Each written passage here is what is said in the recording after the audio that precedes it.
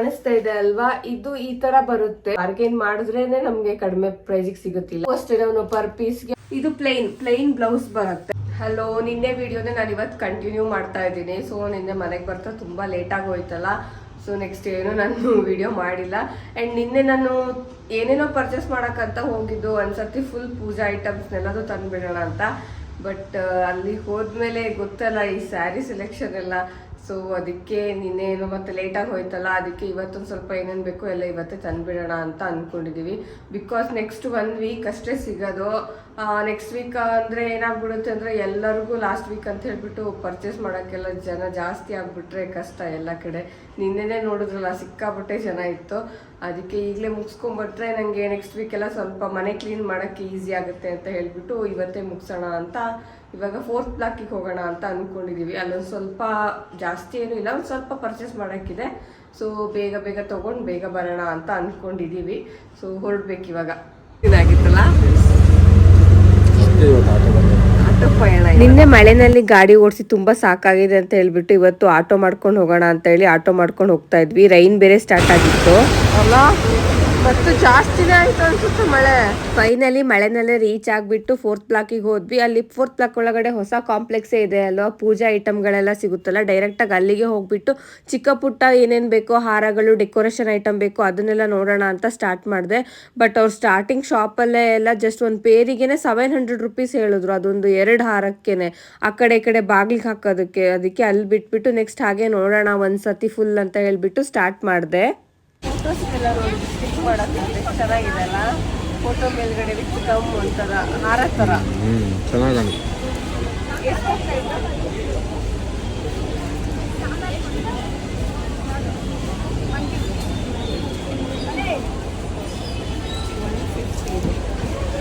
ನನಗೆ ಪೂಜೆ ಐಟಮ್ಸ್ ಏನೇನು ಬೇಕು ಅಂತ ಹೇಳಿಬಿಟ್ಟು ಒಂದು ಐಡಿಯಾ ಇತ್ತು. ಜನರಲಿ ಯಾವಾಗಲೂ ಏನು ತೊಗೊತೀನೋ ಅಷ್ಟು ಮಾತ್ರ ತೊಗೊಳೋಣ ಅಂತ ನನಗೇನು ಬೇಕೋ ಅಷ್ಟು ಮಾತ್ರ ಸರ್ಚ್ ಮಾಡ್ತಾ ಇದ್ದೆ. ಆ್ಯಂಡ್ ಇಲ್ಲಿ ಕಾಂಪ್ಲೆಕ್ಸಲ್ಲಿ ಪೂಜೆಗೆ ಏನು ಬೇಕೋ ಪ್ರತಿಯೊಂದು ಐಟಮ್ಸು ಎಲ್ಲ ಇಲ್ಲೇ ಸಿಗುತ್ತೆ. ಲಕ್ಷ್ಮಿಯಲ್ಲೇ ಎಷ್ಟಿದೆ ಇದು? 850 ಮಾಡ್ಬೋದು. 850 ಅಂದರೆ ಸೈಜಸ್ ಮೇಲೆ ಹೋಗುತ್ತಾ? ಹೌದು, ಸೈಜಸ್ ಇದೆ. ಅಂದರೆ ಈ ಥರ ಜರ್ಮನ್ ಸಿಲ್ವರ್ಗೆ ಬೇರೆ ಪ್ರೈಸ್ ಇದೆ ಅಥವಾ ಪ್ಲಾಸ್ಟಿಕ್ಗೆ ಬೇರೆ ಪ್ರೈಸ್ ಇದೆ ಅಲ್ವಾ? ಅದು ಅಂಡ್ ಲಕ್ಷ್ಮಿ ಮುಖವಾಡಗಳು ಅಷ್ಟೇ ನಿಮಗೆ ಡಿಫ್ರೆಂಟ್ ಆಗಿ ಜರ್ಮನ್ ಸಿಲ್ವರು, ಪ್ಲಾಸ್ಟಿಕ್ಕು, ಮಡ್ಡು ಆ ಥರ ಎಲ್ಲದೂ ಸಿಗುತ್ತೆ.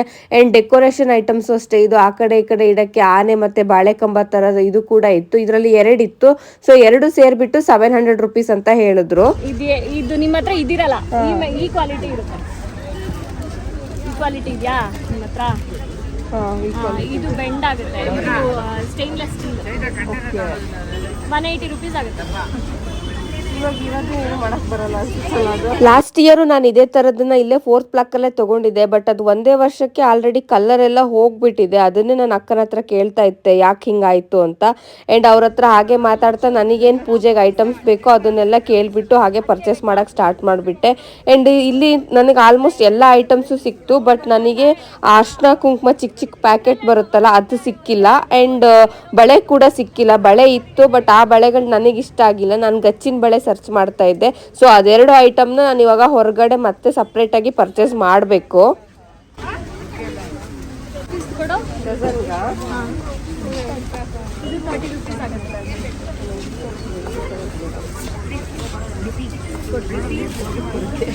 ಮಂಜು, ಆಕ್ಚುಲಿ ಇದು ಮೆಟಲ್ ಸ್ವಲ್ಪ ಡಿಸೈನ್ ಚೇಂಜ್ ಇದೆ ಅಷ್ಟೇ.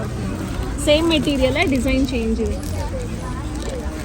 ಇದು ಗಚ್ಚಲ್ಲ ಅನ್ಸುತ್ತಲ್ಲ, ಸ್ಟಿಕ್ಕರ್ ತರ ಅನ್ಸುತ್ತಲ್ಲ. ಇದು ಗಚ್ಚಿದ್ದು ಬರುತ್ತಲ್ಲ, ಅದು ಸ್ಟಿಕ್ಕರ್ ಅಲ್ಲ. ಅದು ಸ್ಟಿಕ್ಕರ್ ಅಲ್ಲ, ಗಮ್ ತರ ಅನಿಸಿರಲ್ಲ ಅನ್ಸುತ್ತಲ್ಲ. ನನಗೆ ಬಳೆನಲ್ಲೇ ಅದು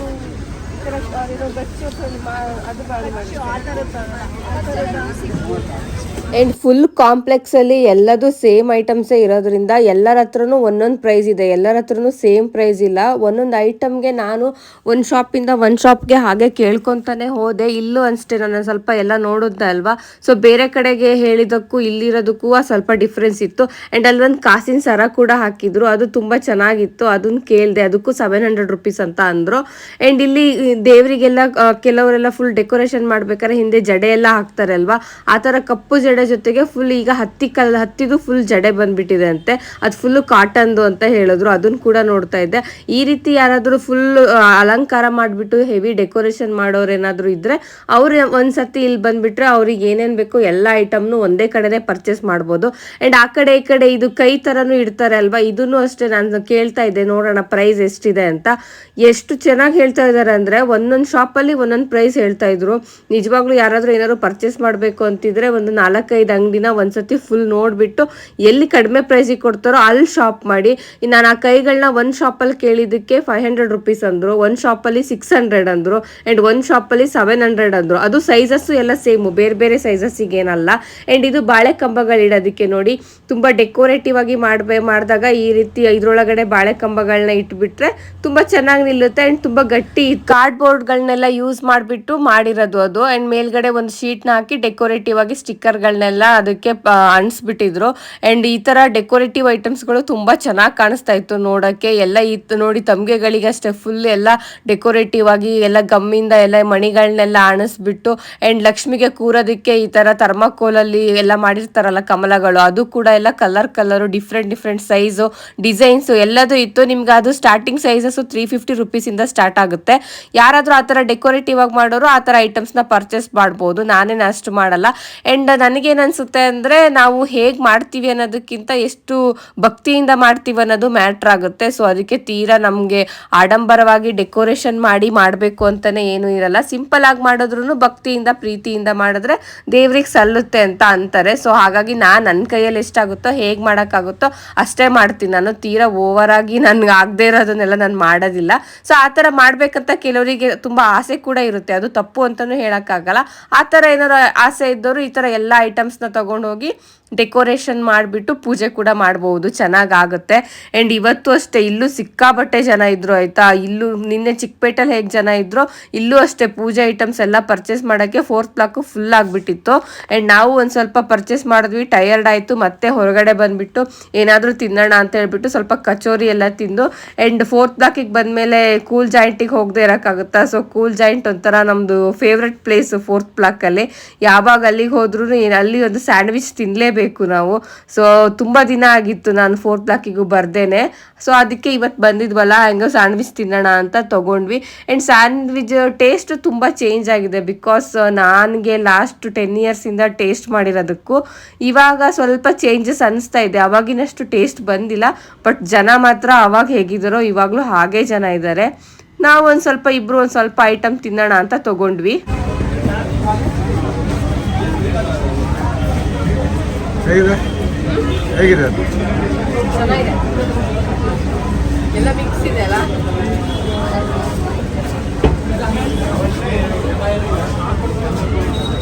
ಅಲ್ಲೆಲ್ಲ ಒಂದು ಸ್ವಲ್ಪ ತಿನ್ಕೊಂಡು ಪಕ್ಕದಲ್ಲೇ ಅಯ್ಯಂಗಾರ್ ಬೇಕ್ರಿ ಇತ್ತು. ಸೊ ಅಲ್ಲಿ ಯಾವಾಗಲೂ ಪುಳಿಯೋಗರೆ ಫೇಮಸ್ ಅಲ್ವಾ. ಸೊ ಅದಕ್ಕೆ ಪುಳಿಯೋಗರೆ ಪ್ಯಾಕೆಟ್ ಒಂದು ತೊಗೊಂಡು ಮತ್ತೆ ಸ್ಟಾರ್ಟ್ ಮಾಡೋಣ ಶಾಪಿಂಗ್ ಅಂತೇಳಿ ಮತ್ತೆ ರಿಟರ್ನ್ ಕಾಂಪ್ಲೆಕ್ಸ್ಗೆ ಬಂದ್ವಿ. ಆ್ಯಂಡ್ ನನಗೆ ಇಲ್ಲಿ ದೇವ್ರ ಮುಖವಾಡ ಕಾಣಿಸೋದಕ್ಕೆಲ್ಲ ಚಿಕ್ಕದು ಈ ಥರ ಸ್ಟೋನ್ದು ಬೇಕಾಗಿತ್ತು. ಸೊ ಅದನ್ನು ಕೇಳ್ತಾ ಇದ್ದೆ. ಅದು ಒಂದೊಂದು ಸ್ಟೋನ್ಗೆ 30 ರುಪೀಸ್ ಅಂತ ಹೇಳ್ತಾ ಇದ್ರು. ಬಟ್ ಎಷ್ಟು ಬೇಕೋ ಅಷ್ಟು ನೋಡಿ ತಗೊಳ್ಳೋಣ ಅಂತ ಮತ್ತೆ ಅದನ್ನು ಕೂಡ ತೊಗೊಳಕ್ಕೆ ಸ್ಟಾರ್ಟ್ ಮಾಡಿದೆ. ಆ್ಯಂಡ್ ಬಳೆ ಕೂಡ ಇಲ್ಲೂ ಚೆಕ್ ಮಾಡ್ತಾ ಇದ್ದೆ.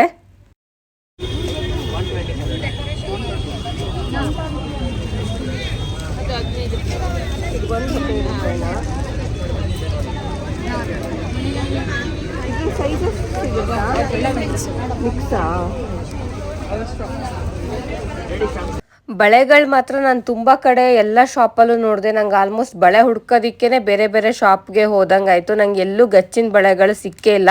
ಎಲ್ಲ ಪ್ಲಾಸ್ಟಿಕ್ ಬಳೆಗಳು ಅಥವಾ ಆ ಥರ ಗಮ್ ಅಣಿಸೋದು ಆ ಥರದ್ದೇ ಇತ್ತು.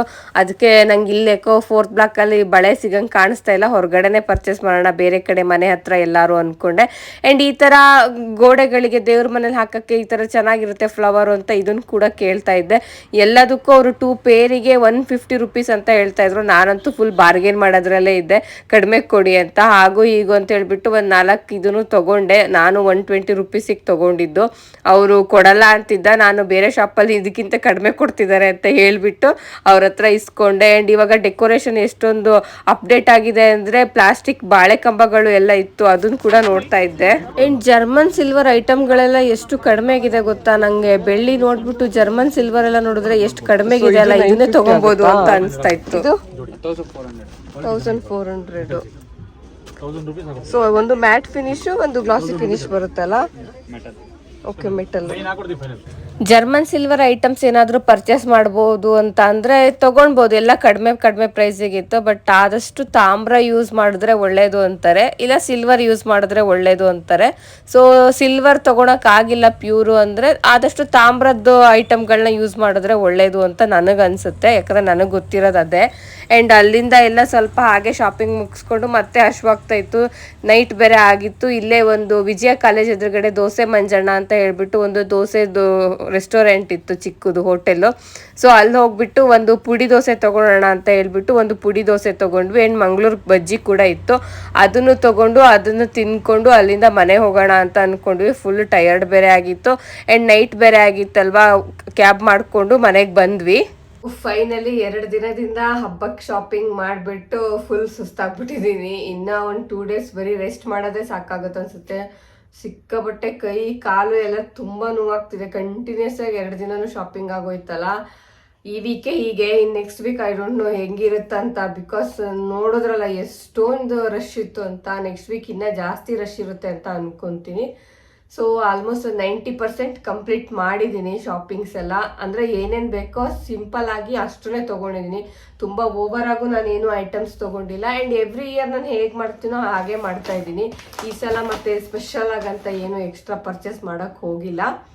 ಸೊ ಏನೇನು ತೊಗೊಂಡೆ ಅಂತ ತೋರಿಸ್ತೀನಿ. ನಿನ್ನೆ ಬೇರೆ ಹೋಗಿರೋದು ಮಧ್ಯಾಹ್ನ ಮೇಲೇ, ಸಂಜೆ ಆಗಿತ್ತು. ನೈಟು ಬರಬೇಕಾದ್ರೆ 9:30, 9:45 ಆಗಿತ್ತು. ಇವತ್ತು ಹಾಗೆ ಆಗಿದೆ. ಬೇಗ ಹೋದ್ವಿ. ಬೇಗ ಅಂದರೆ ಏನು, ಬೆಳಗ್ಗೆನೆ ಹೋಗ್ಬೇಕು ಅಂದ್ಕೊಂಡಿದ್ವಿ. ಇವತ್ತು ತುಂಬ ಮಳೆ ಬಂತ, ಆಗಿಲ್ಲ.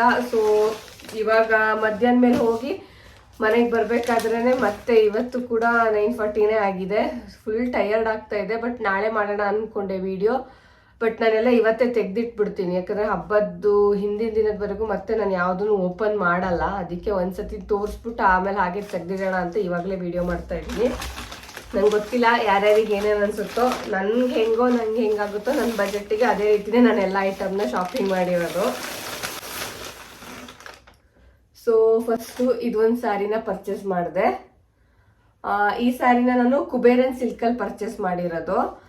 ಚೆನ್ನಾಗಿದೆ, ನನಗೆ ಓಕೆ ಅನಿಸ್ತು. ಕಲರ್ ಕಾಂಬಿನೇಷನು ಇದು ಗ್ರೀನ್ ಅಲ್ಲ, ಒಂಥರ ಡಾರ್ಕ್ ಡಬಲ್ ಕಲರ್ ಥರ ಬರುತ್ತೆ, ಸ್ಕೈ ಬ್ಲೂ ಕಲರು. ಸಾಫ್ಟ್ ಇದೆ ಮೆಟೀರಿಯಲ್ಲು, ಅದಕ್ಕೆ ಇದನ್ನು ಪರ್ಚೇಸ್ ಮಾಡಿದೆ. ಓಕೆ, ಎಷ್ಟು 1400 1200 ಎಷ್ಟು ಪರ್ಚೇಸ್ ಮಾಡಿದ್ದು ಅನ್ಸುತ್ತೆ. ಇದಕ್ಕೆ ಆಫರಲ್ಲೇ ಬಂದಿದ್ದು ನಮಗೆ ಪ್ರೈಸ್. ಓಕೆ, ಹಾಂ ಸಾರಿ, 1700 ರುಪೀಸ್ ಇದು. ನಾವು ಕೊಟ್ಟಿರೋದು 1500 1600 ರುಪೀಸು. ಸೊ ಇದು ಟ್ಯಾಗು ತೆಗ್ದಿಲ್ಲ, ಇದ್ರಲ್ಲಿ ಟ್ಯಾಗ್ ಹಂಗೆ ಇದೆ. ನಾವೇನು ವೇರ್ ಮಾಡಂಗಿಲ್ಲ ದೇವ್ರಿಗಲ್ವಾ, ಸೊ ಹಾಗಾಗಿ ನಾವೇನು ವೇರ್ ಕೂಡ ಮಾಡಿ ನೋಡಿಲ್ಲ.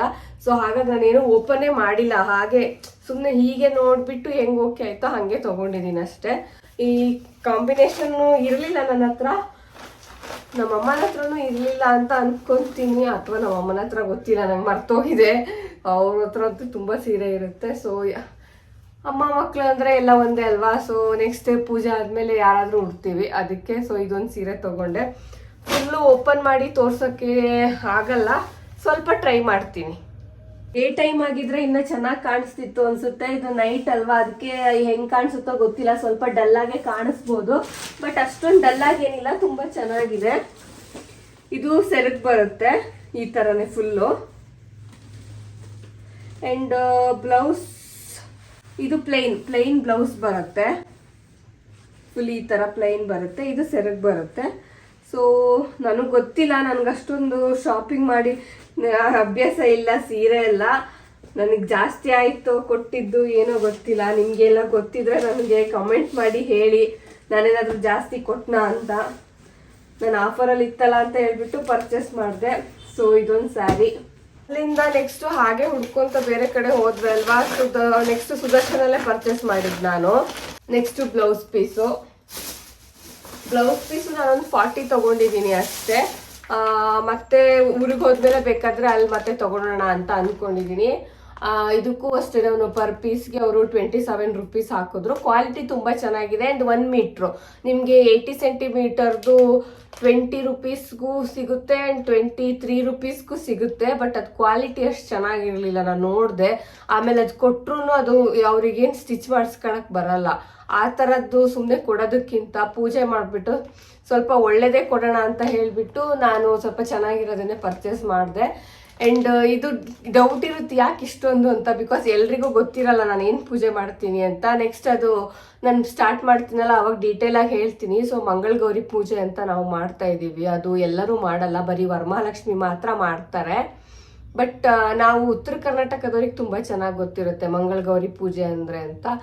ಸಿಂಪಲ್ ಆಗಿ ಹೇಳಬೇಕು ಅಂದರೆ, ಯಾರು ಮದುವೆ ಆದಮೇಲೆ ಹೊಸ ಮದುಮಕ್ಳು ಇರ್ತಾರಲ್ವ, ಅದರಲ್ಲಿ ಎಕ್ಸ್ಪೆಷಲಿ ಮದುವೆ ಆದ ಹುಡುಗಿ ನೆಕ್ಸ್ಟ್ 5 ವರ್ಷ ಮದುವೆ ಆಗಿರೋ 5 ವರ್ಷದಲ್ಲಿ ಕೂಡ ಮಂಗಳಗೌರಿ ವ್ರತ ಮಾಡಬೇಕು. ಸೊ ಅದು ಮಾಡೋದ್ರಿಂದ ಅವ್ರ ಗಂಡಂಗೆ ಒಳ್ಳೆ ಆಯಸ್ಸು ಐಶ್ವರ್ಯ ಎಲ್ಲ ಚೆನ್ನಾಗಿ ವೃದ್ಧಿ ಆಗುತ್ತೆ. ಗಂಡನ ಏಳಿಗೆಗೋಸ್ಕರ 5 ವರ್ಷ ಮಂಗಳಗೌರಿ ವ್ರತ ಮಾಡಬೇಕು. ಸೊ 1 ವರ್ಷದಲ್ಲಿ 4 ಸತಿ ಬರುತ್ತೆ, ಒಂದೊಂದು ಸತಿ 5 ಸತಿ ಬರುತ್ತೆ. ಸೊ ಶ್ರಾವಣ ಮಾಸದಲ್ಲೇ ಸ್ಟಾರ್ಟ್ ಆಗೋದದು.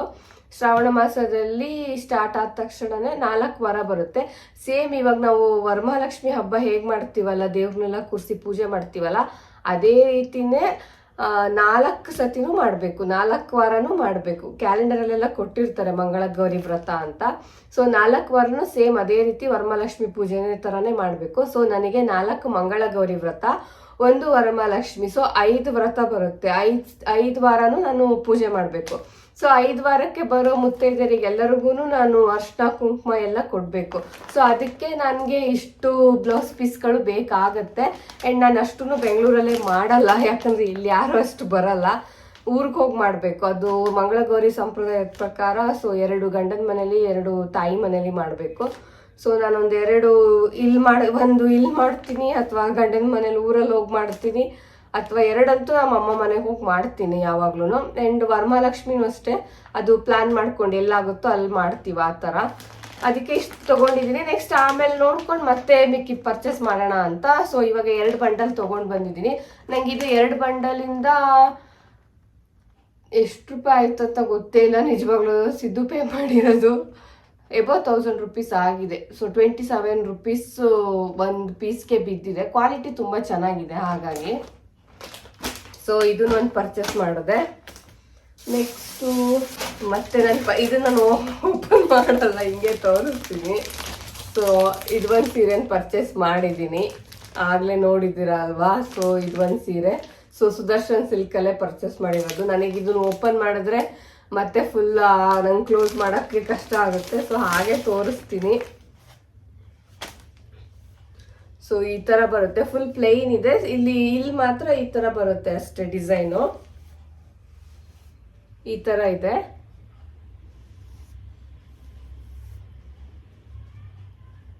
ಚೆನ್ನಾಗಿದೆ, ಕ್ವಾಲಿಟಿ ಚೆನ್ನಾಗಿದೆ. ಸ್ಯಾರಿ ತುಂಬ ಸಾಫ್ಟ್ ಇದೆ.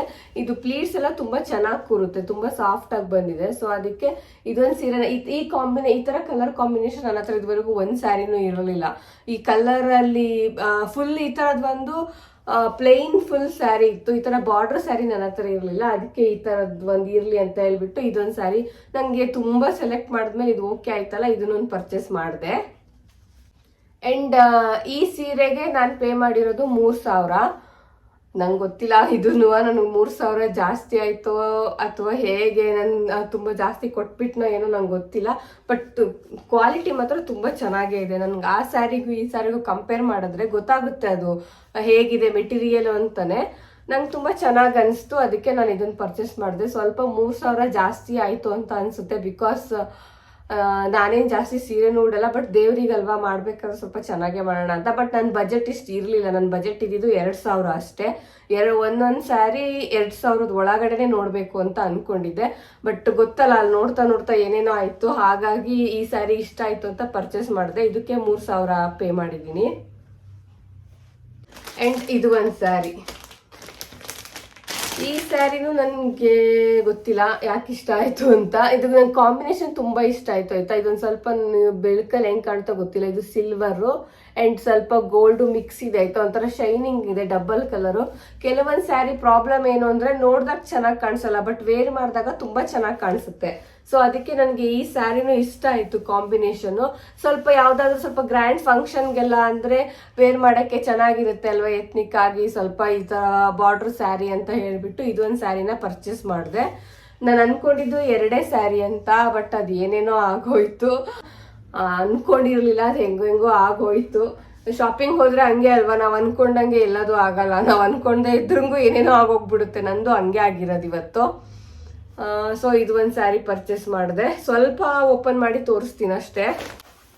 ಸೊ ಇಲ್ಲಿ ಕಾಣಿಸ್ತಾ ಇದೆ ಅಲ್ವಾ, ಇದು ಈ ತರ ಬರುತ್ತೆ, ಸೆರಗ್ ಪೂರ್ತಿ ಇದು ಬರುತ್ತೆ. ಅಂಡ್ ಇದೇ ಕಲರ್ ಅಲ್ಲಿ ಫುಲ್ ಪ್ಲೈನ್ ಆಗಿ ಬ್ಲೌಸ್ ಬರುತ್ತೆ. ಸೇಮ್ ಇದೇ ತರನೇ ಇದೆ. ಅಂಡ್ ಬ್ಲೌಸ್ ಇಲ್ಲೇ ಇದೆ ನೋಡಿ. ಸೊ ಬ್ಲೌಸ್ ಈ ತರ ಫುಲ್ ಪ್ಲೈನ್ ಆಗಿ ಬರುತ್ತೆ. ಸೊ ಕಲರ್ ಕಾಂಬಿನೇಷನ್ ಹೇಗಿದೆ ಅಂತ ಹೇಳಿ.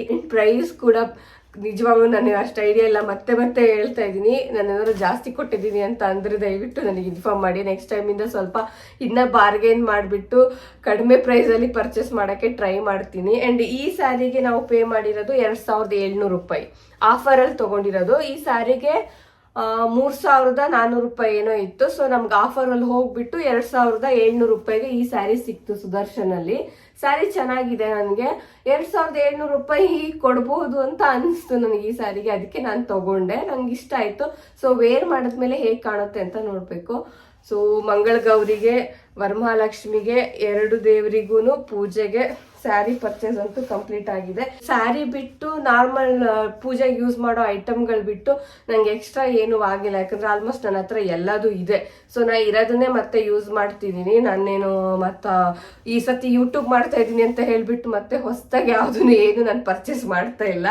ಸುಮ್ಮನೆ ಇರೋದಕ್ಕೆ ಮತ್ತೆ ಅನ್ನೆಸೆಸರಿ ನನಗೆ ದುಡ್ಡು ಖರ್ಚು ಮಾಡೋಕ್ಕೆಲ್ಲ ಇಷ್ಟ ಆಗ್ತಿಲ್ಲ. ಸೊ ಏನಿಲ್ವೋ ಅದನ್ನ ಪರ್ಚೇಸ್ ಮಾಡೋದು ಓಕೆ. ಅದಕ್ಕೋಸ್ಕರ ನಾನು ಸ್ಯಾರಿ ಮಾತ್ರ ಮೇಯ್ನ್ ಅಲ್ವಾ. ಸೊ ಹಾಗಾಗಿ ಸ್ಯಾರಿ ಮಾತ್ರ ಸ್ವಲ್ಪ ಕಾನ್ಶಿಯಸ್ ಆಗಿ ತಗೊಂಡಿದ್ದೀನಿ. ಬಟ್ ಇದು ನನಗೆ ಗೊತ್ತಿಲ್ಲ, ಕೆಲವರಿಗೆ ಇದು ಕಮ್ಮಿ ಆಯ್ತು ಅನ್ಸ್ಬೋದು ಕೊಟ್ಟಿರೋದು, ಅಥವಾ ಕೆಲವರಿಗೆ ಜಾಸ್ತಿ ಆಯ್ತು ಅಂತ ಅನ್ಸ್ಬಿರ್ಬೋದು. ನನಗೆ ಮಾತ್ರ ಜಾಸ್ತಿನೇ ಆಯ್ತು, ಯಾಕಂದ್ರೆ ನನ್ನ ಬಜೆಟ್ ಇಷ್ಟೊಂದು ಇರಲಿಲ್ಲ. ಸಿಂಪಲ್ ಆಗೇ ಮಾಡೋದು ನಾನು. ಸಿಂಪಲ್ ಆಗಿ ಮಾಡೋದಕ್ಕೇನೆ ಇಷ್ಟೊಂದು ಅನಿಸ್ತಾ ಇದೆ. ನನಗೆ ಗೊತ್ತಿಲ್ಲ, ನೋಡೋಣ ಹೇಗಾಗುತ್ತೋ. ನಾನು ಸುಮ್ಮನೆ ಏನೇನೋ ಮಾತಾಡ್ಬಿಟ್ಟು ಸುಮ್ಮನೆ ಟೈಮ್ ವೇಸ್ಟ್ ಮಾಡಬಾರ್ದು. ಸೊ ಅಲ್ಲಿಗೆ ಸ್ಯಾರಿ ಕತೆ ಮುಗೀತು. ಆ್ಯಂಡ್ ಅದು ಬಿಟ್ಟು ಇವತ್ತು 4th ಬ್ಲಾಕಲ್ಲಿ ಏನು ಪರ್ಚೇಸ್ ಮಾಡಿದೆ ಅಂದರೆ, ಇದು ಲಾಸ್ಟ್ ಟೈಮ್ ಒಂದ್ಸತಿ ನಾನು ಇದು ಮಲ್ಲೇಶ್ವರಂದು ಶಾಪಿಂಗ್ ಹಾಕಿದಾಗ ವಿಡಿಯೋ, ಅದರಲ್ಲಿ ಕೂಡ ಇದನ್ನು ಪರ್ಚೇಸ್ ಮಾಡಿದ್ದೆ. ನನಗೆ ಗೊತ್ತಿಲ್ಲ ನಾನು ಇದನ್ನ ಎಲ್ಲಿಗೆ ಹಾಕ್ತೀನಿ ಅಂತ. ನಂಗೆ ಅಲ್ಲೊಂದು ಸ್ವಲ್ಪ ಚೆನ್ನಾಗಿ ಅನಿಸ್ತು. ಬಾಗ್ಲಿಗೆ ಹಾಕ್ತಾರೆ ಆಲ್ಮೋಸ್ಟ್, ಬಟ್ ನಮ್ಮನೇಲಿ ಅಲ್ಲಿ ಬಾಗ್ಲಿಗೆ ಹಾಕೋಕೆ ಆಪ್ಷನ್ಸ್ ಇಲ್ಲ, ಹಾಗಾಗಿ. ಬಟ್ ಚೆನ್ನಾಗಿ ಅನಿಸ್ತು. ಆ್ಯಂಡ್ ಅವ್ರು ಇದಕ್ಕೆ 200 ರೂಪೀಸ್ ಅಂದರು. ನಾನು ಸ್ವಲ್ಪ ಬಾರ್ಗೇನ್ ಮಾಡಿ 120 ರೂಪೀಸಿಗೆ ತೊಗೊಂಡೆ ಇದನ್ನ. ರೋಡ್ ಸೈಡಲ್ಲಲ್ವಾ, ಸ್ವಲ್ಪ ಬಾರ್ಗೇನ್ ಮಾಡ್ಬೋದು. ಬಾರ್ಗೇನ್ ಮಾಡಿದ್ರೇ ನಮಗೆ ಕಡಿಮೆ ಪ್ರೈಸಿಗೆ ಸಿಗುತ್ತಿಲ್ಲ ಅಂದರೆ ಸಿಗಲ್ಲ.